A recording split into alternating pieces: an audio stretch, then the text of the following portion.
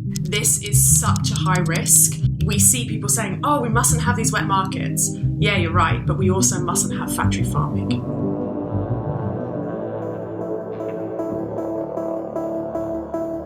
I'm Vicki Bond, I'm the Managing Director for the Humane League in the UK, and I'm a trained veterinarian. I also have a Master's in Environment Development and Policy, and I've been working in animal protection now for over 9 years. A zoonotic disease is a disease that can transmit from animals to humans, and that doesn't have to be necessarily a bacteria, in the case of E. coli and Salmonella, which we might know of in food poisoning cases, but it's also viruses, such as obviously the COVID-19 virus, but bird flu we're very familiar with, swine flu. These are very familiar viruses that are zoonotic diseases, and in fact 3 out of 4 infectious diseases come originally from animals. So wet markets are a prime location for zoonotic diseases to happen in terms of be spread. That's because you often have different animals stacked up in cages next to each other, but the real risk is the chickens and the pigs and the animals that are very prone to getting diseases that we are very prone to catching.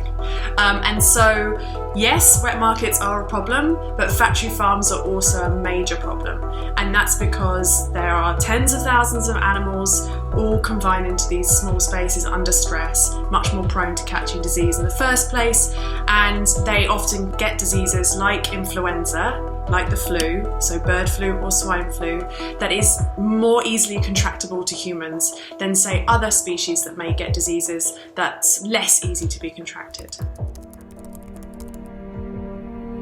We know from recent influenza outbreaks that are happening in China right now from chickens that they have a mortality rate as high as 60%. And there are people saying this is probably a dress rehearsal for an influenza outbreak such as the avian influenza, the bird flu cases that we're seeing right now on factory farms.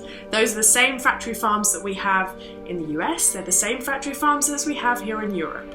That is not different, and that is not about bats.